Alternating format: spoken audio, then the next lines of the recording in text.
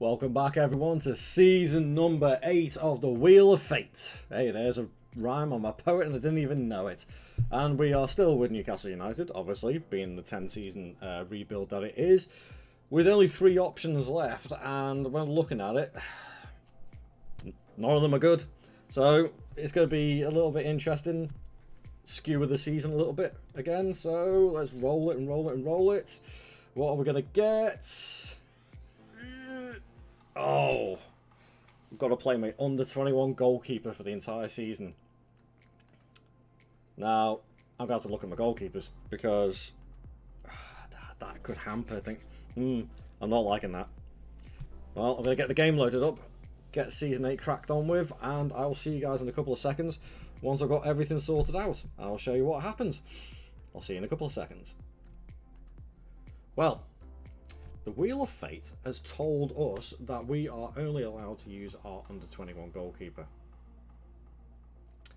Well, it's a good job, really, that I had a semi-decent young goalkeeper that I bought a few seasons back, just for this sort of eventuality. So, right, hang on, let's get that sorted out. So there we have it. We have Deniz Erin Don Meza. From Turkey, who I found through, I think it was through the Goal 50 Next Gen Wonder Kids, and he popped up in the first season as a 15-year-old, so I kept on scouting him, and obviously I did get him in a couple of seasons ago for 11.5 million, but he went on loan. Well, he stayed on loan at Dana Demirspor, and then he went on loan to Portsmouth and did pretty well, so he's had a reasonable amount of game time. He's not developed the way that I thought he would, but he's certainly not as bad as some of the goalkeepers that I could have used. Let's have a look at prime examples. So Urbig is probably going to get annoyed at this, but if we go into the dev centre and we look at the squad, Prince Salifu went out on loan, so I had to sort of toy it up between Salifu and Don Meza, and I decided to loan out Salifu and use Don Meza. The only other option that I had was Christy Larkin, who is just too young and nowhere near good enough. And then if you look at the under-18s, I've only got one, and that was Alex Griffiths, and again, nowhere near good enough, so it was kind of a no-brainer. Yeah, it's not too bad. You'll see actually as well that for this time, I've decided to play out a few games, and we're actually on the 7th of September. So if you have a look at the schedule, we've done brilliantly. I played a massive amount of friendlies, and we won every single one of them. We barely conceded any goals, and we carried that form on right in to the start of the season with a 2-1 win, admittedly a late penalty against Liverpool, a 1-1 draw away at Ellen Road. It's not a loss, so I'll take it. Our Uruguayan wonder kid Gonzalo Diaz is now getting a lot of game time.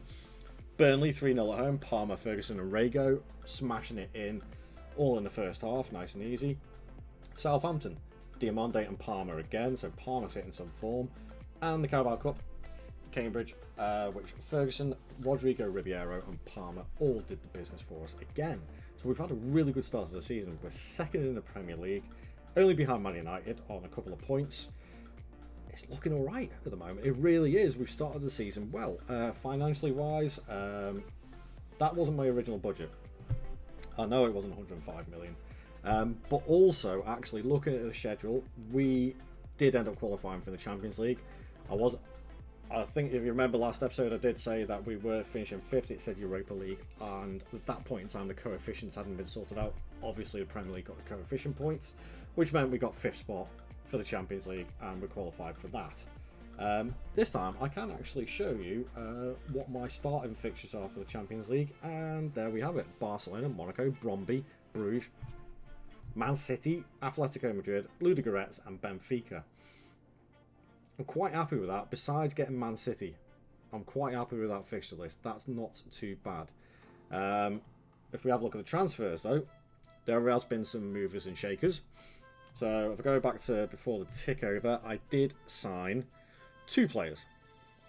And first one, Felix Heyer, is a regen from Real Madrid. And basically, I've been looking for a player who could fill that Mosquera hole that has been left in our squad, and this guy, mentals off the chart, physicals amazing for a 21-year-old, and technically is only going to keep on getting better as he gets older. So this was a no-brainer. For 65 million, he's now worth double that. Brilliant. I wanted another striker to push Ferguson a little bit more, and Rodrigo Ribeiro has developed really well in this save. I've not actually seen him develop like this before, even though he does have the potential, but he stayed at Sporting all that time, has done really, really well, developed really well, so I brought him in for 60 million. Sales-wise, let's see. No, only loans went, and then we sold an extra 78 million. As I said, I thought Tonali might want to leave. He didn't actually want to sign a contract extension, so off you pop to Saudi. There you go. 45 million for him. Todibo, again, that's one of the reasons why I brought in Felix Heyer, because Todibo, again, reached 30. Starting to decline a little bit. Current ability, only 3 stars. Heyer is by far better than Todibo now. So it made sense to get rid. And again, I think he was in his last year of his contract as well. So we've got 27 million for him. Another 1.2 million from one of our youth guys, and just a lot of loans again.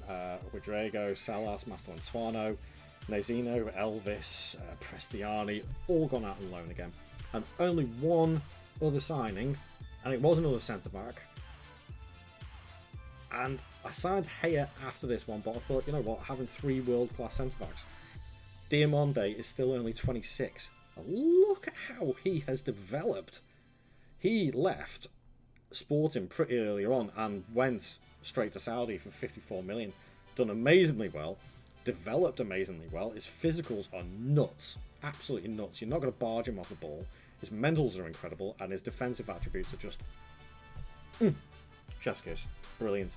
So more than happy to welcome him into the side as well, which means I've got Hincapié, Heyer and Diamonde as my 3 main centre-backs, with Baselli backing it up a little bit, Dominic Holland backing it up a little bit as well. So I'm really, really happy with this. Yes, I've got a couple of unhappy players still, but you know, it's one of those things. So after that pretty decent start to the season, I'm going to go and simulate the rest of it. I'll see you in a couple of seconds. Well, I had a feeling we were going to have a good season. We started off really well, and we kept it going. League champions, again, by 16 points. I think if that's right. Yep, 16 points. And we didn't get knocked off top spot. Oof.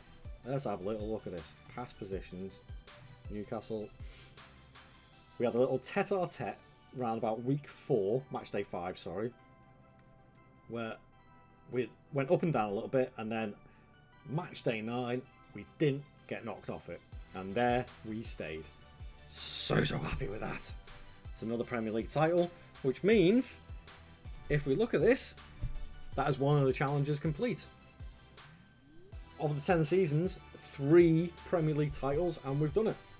With 2 seasons to go. Oof. We're almost there. We are almost there, people. Let's have a quick look at the stats, actually. So, player overview. Now that Haaland's not in the Premier League, he's not going to dominate this. But, most goals, Ferguson 20, Palmer 18. Oof. Palmer is good on this. He is really good. 18 and 27 as well. And 20 and 30 for Ferguson, starts-wise. That's not bad. Most assists, João Rego, Gonzalo Diaz, and Anthony Gordon. Most man of the matches, Cole Palmer. Most clean sheets. So playing our under-21 goalkeeper, and he got the most clean sheets for the season. But then again, right, let's have a look. Let's see, tackles-wise, nobody in there actually, which I'm quite surprised at. I am a little bit surprised at that, but I'm not going to complain. Open play crosses, Gonzalo. Right, so did Palmer. Let's have a look at his milestones. Best 11. Oh, Palmer did get English Footballer of the Year and English Player of the Year. That is not surprising at all. 20... Oh, I just give him the get. Sorry. Looking at that, I forgot to look at the other competitions, and we actually did the domestic treble. Hold on. The domestic treble. That's one hell of a season, that. Oh, I don't know quite what to say there. Domestic treble, I'm very happy with that. So who did we beat in there? Oh, we beat Man City in the final. Beautiful. And who did we beat here? Please say Man City again. No, Liverpool this time. Oh. Beating the top teams. Liverpool and Man City. Oh, Champions League. How did we get on in the Champions League? AC Milan, Barcelona final. Semis? No. Quarters? No. Round of 16? Just knocked out by Inter. Let's have a look at that. How on earth? I mean, look at that! Look at that run. We went on an amazing run. So we lost 1 in the Champions League. Then we lost in the league. We didn't lose in the league until the middle of October. Then we carried on. We had a bit of a blip where we drew a few games. And then we didn't lose in the league again until the very end of December to Man City. Lost the Champions League game. But then after the Man City game, we drew 2 out of what? 3, 4, 5, 6, 7, 8, 9, 10, 11, 12, 13, 14, 15, 16, 17, 18, 19, 20. So we only... in our next 20 games, we only drew 2, won 18. One of those games, we actually, look at this, we beat Inter Milan 3-0 away from home, and then we got done over. Oh, Diaz got sent off. Oh, that could have been it. That pinnacle moment, Diaz getting sent off, that could have cost us the Champions League overall. Oh, no. Looking on this form, I have every reason to believe that we would have gone on and won the Champions League if that didn't happen. Still doing that. Because after that, we still carried on winning and only drew 1 more game.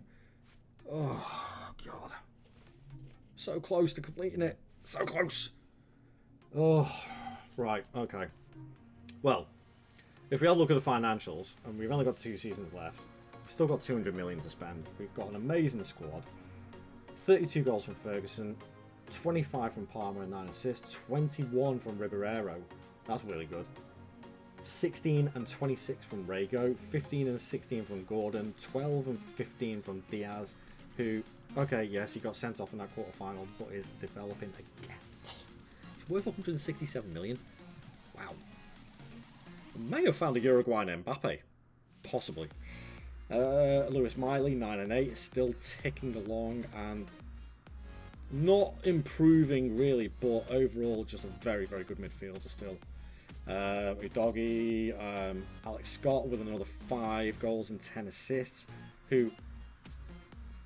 Alex Scott in this game is just amazing.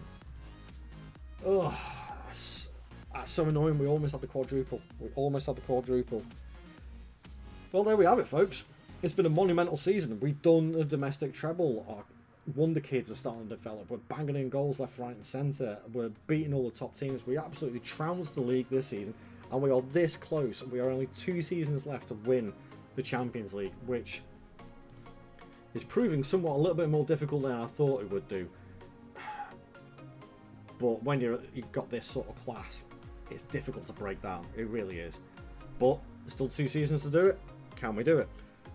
Come and join me for season number 9. Please don't forget to leave a like on the video. Do subscribe to the channel and share the channel around amongst your friends. And I will see you guys in the next video. Thank you very much for watching. I'll see you later. Ta-ra.